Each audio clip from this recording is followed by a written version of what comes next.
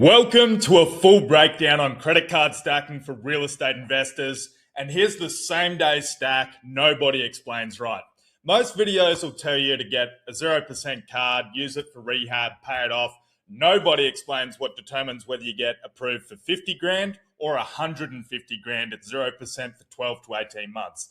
And it's not which card you pick, it's how the applications actually go in. So let's get in. I'm Mick Wadley, founder of Gap Funded. We help real estate investors access the capital they need to close deals and scale efficiently every single day without equity splits, without draining your savings, and without giving up profit. So if you want a free funding review, there's a link in the description below.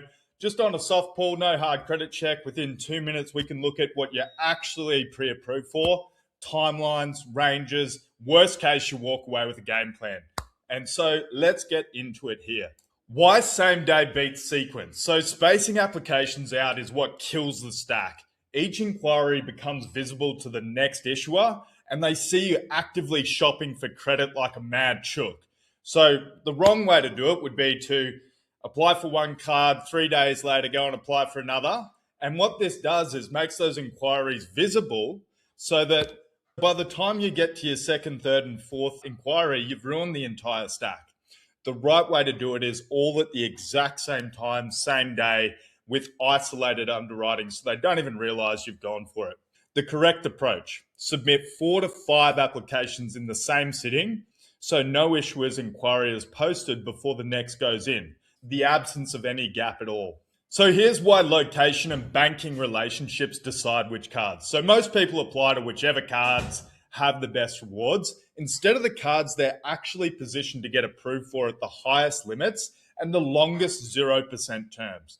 So for a location, approval criteria and available products differ by state and issuer footprint. For example, you might be better off going to a local credit union as opposed to applying for one of the big dogs that's really focusing on a different state. Current banking relationships.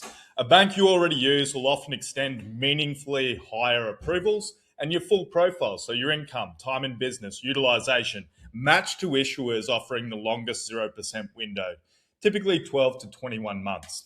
Now, here's the double stack tactic: business and personal at the same time. So you're layering personal 0% cards alongside your business stack in the same window, meaningfully increasing total available capital. Now, here's the thing. Personal cards do report to your personal utilization. So utilization spikes while balance sits there can hurt a mortgage or HELOC application in the same window. So it's just about making sure you strategically use the personal cards so you're not applying for primary loans while they're maxed out. More for getting into a deal, getting it through, and it is just temporary. So as soon as you pay those down, your FICO score will jump straight back up and even improve in many cases, showing responsible use of credit.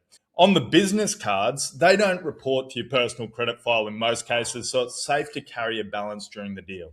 The rule: don't run the double stack and apply for primary loans simultaneously. Pay personal cards from sale proceeds first. Long term, this actually builds your credit. Now, turning credit into actual cash, this is a question I get every single day of the week.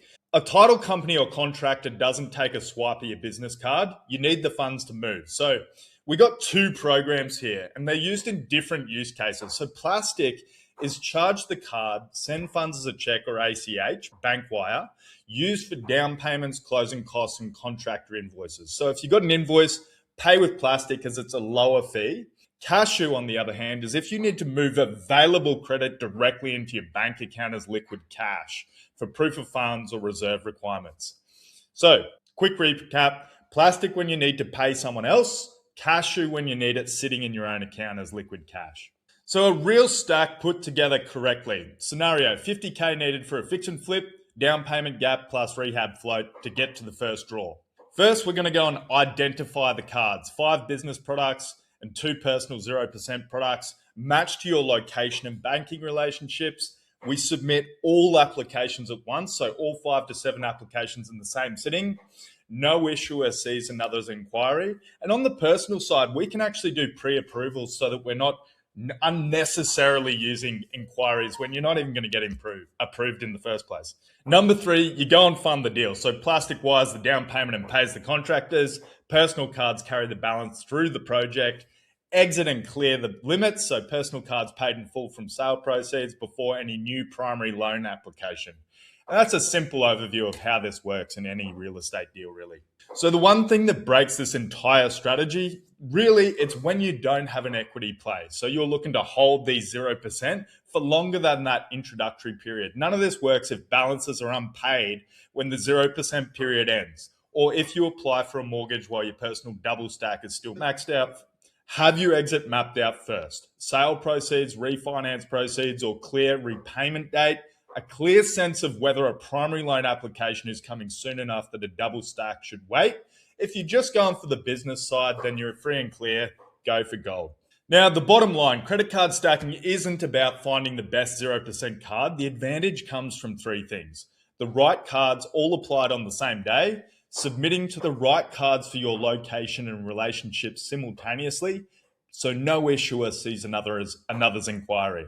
Know when to double stack. Use personal cards to add capacity, but never while a primary loan application is pending, and then move the credit. Plastiq to pay people the deal requires, Kashu when you need cash in your own account. And that's the difference between a 50K stack and a 100K one. Book a free funding review, soft pull, no hard credit check, and we'll give you an actual range of what's possible for your account. And one bonus thing I just want to cover here is, on that first stack, say you go into a 50 grand stack, after each deal exits, you can actually go back to your issuers every, say, 60 to 120 days to increase your limits. So at the end of your initial 12 to 18 month period on 0% cards, you've increased your limit on every deal exit, ready for a much larger 0% stack to do balance transfers if you're still holding any utilization. So guys, this is an incredible tool, a revolving tool to help expand and move faster in real estate. Just got to know how to use it. So book a call below if you want to check out what's available.